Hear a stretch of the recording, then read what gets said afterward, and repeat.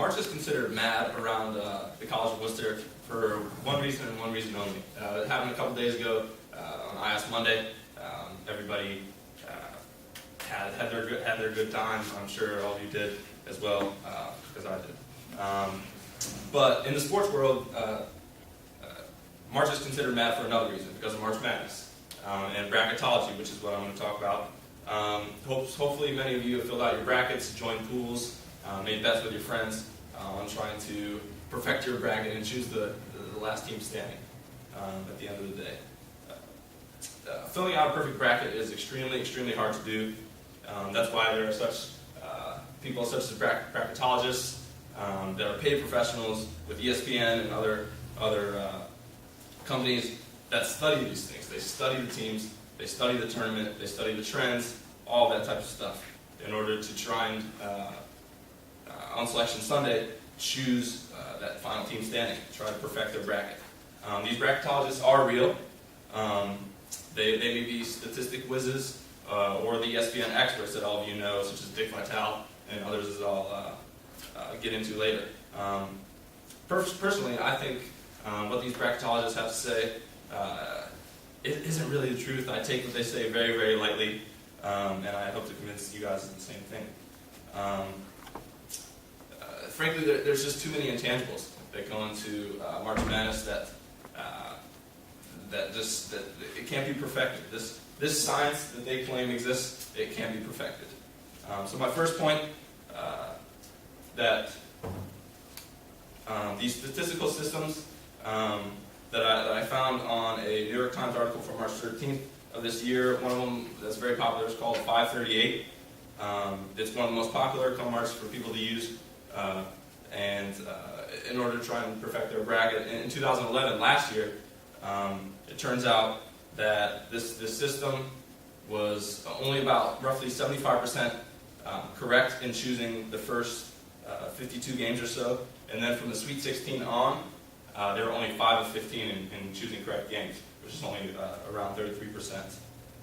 And according to another article I found on March 13th of this year, an author, David Holmes from FastCompany.com, said that there are other computer-based projection programs that exist as well. One of them is called NumberFire, and the other is PowerRank. I went to these websites and saw they're free. They ask you for a few bits of information, and before you know it, they're spitting out statistical evidence for you to choose this team versus another. But these such programs, NumberFire and PowerRank, typically choose the number 1 overall seed every year to win the tournament, which, as many of you know, is very uncommon. I read on ESPN.com in their March Madness preview that they were quick to point out that the number 1 overall seed has only won once in the past 8 years. So that just shows you how uncommon it is. But nonetheless, fans continue to use these programs even though they're proving to be very inconsistent.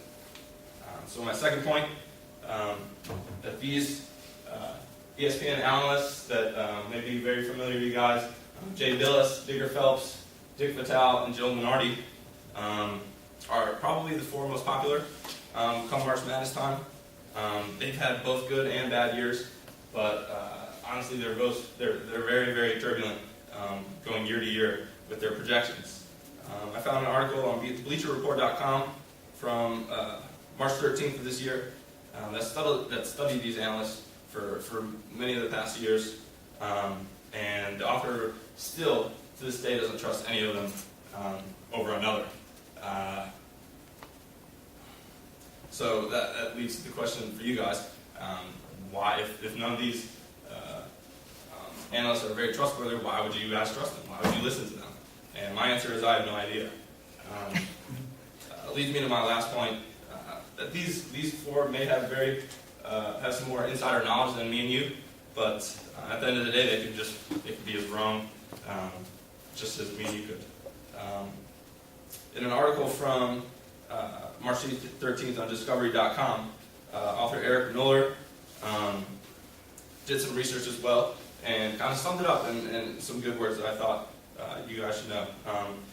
Perfecting your bracket takes maybe a little math, maybe a little science, and some statistics. Most of all, it takes a lot of luck and some common sense. So honestly, it takes common sense, meaning don't choose a 14 seed over a 2, although this year proves a little bit different with Ohio, University, Norfolk State, Lehigh, and VCU all proving upsets. So use common sense and do your own research, because these guys could be as wrong, just as wrong as you could. So do it for yourself.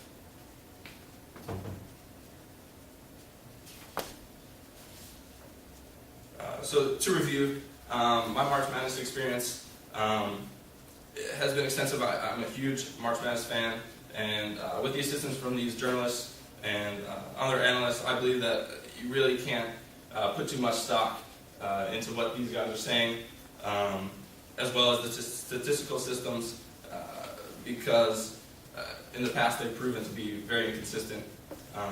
And whether you use them or you don't, at the end of the day, it won't matter. So I hope all of you are having good March Madnesses, and good luck with the rest of your brackets.